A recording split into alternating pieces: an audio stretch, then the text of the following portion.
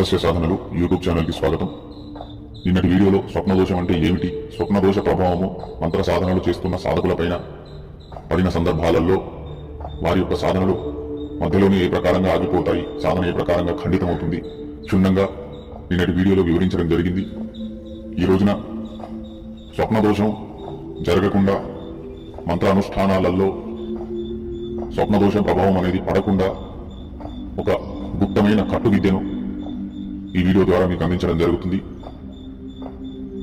ప్రతి సాధకులకు ఈ మంత్రం అనేది పనిచేస్తుంది. అలాగే 100% ఈ మంత్ర ప్రయోగం చేసిన వారికి బ్రహ్మచర్యం ఖండితం అవ్వదు. వారు చేసే మంత్ర సాధనలలో అనుష్ఠానం ఖచ్చితంగా సిద్ధి వరకు వెళ్తుంది. ఈ మంత్రాన్ని వినియోగించే ముందు సాధకుడు శుభగడియలలో ఈ యొక్క మంత్రాన్ని జాగృతం చేసుకోవాలి. కనీసము 21 రోజుల అనుష్ఠానం ద్వారా ఈ మంత్రం జాగృతం అవుతుంది. కానీ ప్రత్యేకమైన రోజులలో మాత్రమే ఈ మంత్రం జాగృతం అవుతుంది. ఉదాహరణకు దీపావళి, దసరా, హోలీ లేదా గ్రహణ సమయం, ఈ 4 అద్భుతమైన ఘడియలలో ఈ మంత్రాన్ని అనుష్ఠాన పద్ధతిలో ముందు జాగృతం చేసుకోవాలి.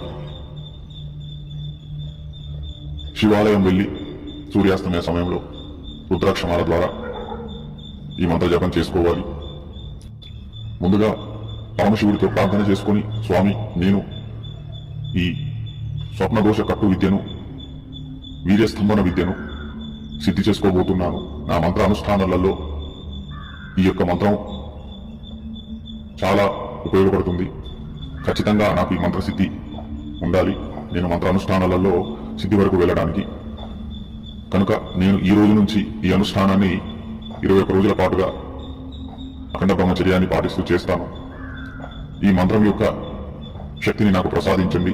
భవిష్యత్తులో ఈ మంత్రాన్ని ప్రయోగించే అర్హతను నాకు ప్రసాదించండి అని ప్రార్థన చేసుకుని ఈ అనుష్ఠానాన్ని ప్రారంభించాలి. గుర్తుపెట్టుకోండి, ఈ అనుష్ఠానంలో మాంసాహారం, మద్యపానం, ధూమపానానికి దూరంగా ఉండి నియమనిష్టలతో ఈ అనుష్ఠానం చేయాలి. ఎక్కువ విధి విధానాలు అనేవి ఏమీ ఉండవు. కేవలం ప్రతిరోజు సూర్యాస్తమయ సమయంలో శివాలయంకి వెళ్ళి అక్కడ ఏదైనా చక్కటి ప్రాంతాన్ని చూసుకొని కుశాసనం వేసుకొని రుద్రాక్షమాల ద్వారా ఈ మంత్ర జపం చేయాలి. సాధకుడి దిశ తూర్పుంటుంది. సమయము సూర్యాస్తమయ సమయం. ఈ అనుష్ఠానం అనేది 21 రోజులు చేయాలి. ప్రతిరోజు కనీసం 3 మాలల జపం చేయాలి. ఎక్కువగా చేయాలి అనుకునేవారు 5 మాలలు జపం చేయవచ్చు. ఈ యొక్క మూలమంత్రం జపించే ముందు ఓం శ్రీ గణేశాయ నమః, ఓం గురుభ్యో నమః, ఓం నమః శివాయ, ఈ మంత్రాలను ఒక్కొక్క మాల జపించి ఈ మూల మంత్రాన్ని జపించాలి. అనుష్ఠానం ద్వారా అద్భుతమైన శక్తి లభిస్తుంది. భవిష్యత్తులో సాధకుడు ఏ మంత్ర సాధనలు చేసినా 100% అందులో సిద్ధి అనేది కలుగుతుంది. మంత్రం ఈ ప్రకారంగా ఉంది. ओम नमो आदेश गुरु जी को, काचा पिंड पिंड में कोठा, कोठा में 10 द्वार, 72,000 नाड़ी, नाड़ी में रस, रस में बींद, बींद को थामे गुरु गोरख, भाजे लूना जोगिनी चाखे, हनुमान की पूंछ बढ़ी, वैसे ही बिन भरो सुख भयो, ओम नमो इति महारानी तेरी लाख लाख आन आदेश आदेश. ఇది మంత్రము. ఈ మంత్రాన్ని వీడియోలో మీకు అందిస్తాము. చక్కగా ఈ మంత్రాన్ని స్క్రీన్ షాట్ తీసుకొని ఈ యొక్క మంత్రాన్ని ప్రయోగించి చూడండి. 100% ఈ మంత్రం ప్రయోగించడం వల్ల సాధకులు మంత్రానుష్ఠానాలు చేసే రోజులలో వారు నిద్రిస్తున్న సమయంలో ఎలాంటి అదృశ్య శక్తి వారి యొక్క ఉద్యశక్తిని దొంగిలించదు, వీర్యస్ఖలనం జరగదు. అలాగే సాధకులు ప్రతిరోజు వారు మంత్రానుష్ఠానాలు చేసే రోజులలో నిద్రించే ముందర ఈ మంత్రాన్ని కనీసం 21 సార్లు జపించి నిద్రించినట్లయితే వారి సాధనలో ఎలాంటి స్వప్నదోష ప్రభావం అనేది పడదు. అలాగే ఖచ్చితంగా మంత్రసిద్ధికి దగ్గరగా వెళ్ళిపోతారు. మంత్రసిద్ధి కూడా కలిగే అవకాశాలు ఉంటాయి. ఎందుకంటే సాధనలు చేసేటప్పుడు చాలా కఠోరమైన పరీక్షలు జరుగుతాయి కనుక ఇలాంటి విద్యలు ఖచ్చితంగా సాధకులకు ఉండాలి. కానీ సాధకులు స్వచ్ఛమైన భావనను కలిగి ఉండాలి. అశ్లీల చిత్రాలు, అశ్లీల దృశ్యాలు చూస్తూ ఈ మంత్రాన్ని ప్రయోగించకూడదు. అలా ప్రయోగిస్తే ఈ మంత్రం పనిచేయదు. అలాగే సాధకుడి కర్మలు కూడా ఆధారపడి ఉంటాయి.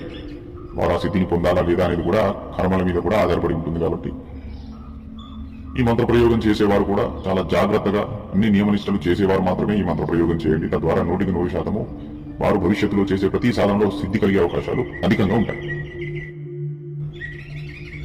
ఇది ఈ రోజు స్వప్నదోష ప్రభావం అనేది సాధకులపైన పడకుండా రక్షణ కట్టు ప్రయోగించే మంత్రము.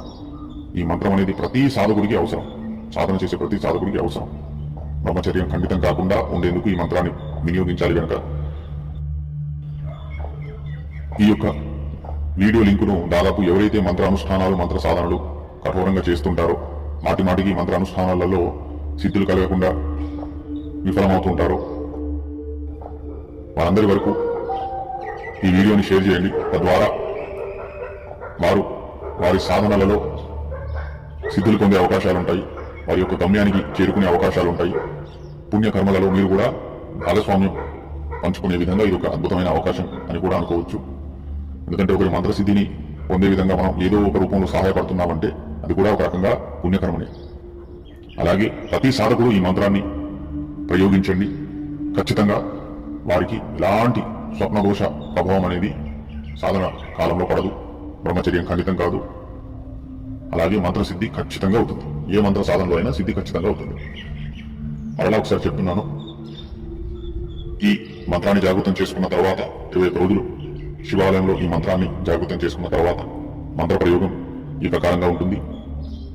సాధకులు వారు ఏదైనా మంత్ర సాధన చేసిన సందర్భంలో మంత్ర జపానంతరం వారు నిద్రించే సమయంలో ఈ మంత్రాన్ని కనీసం 21 సార్లు జపించి నిద్రించాలి. తద్వారా వారి ఊర్జా శక్తిని ఏ శక్తి దొంగిలించలేదు.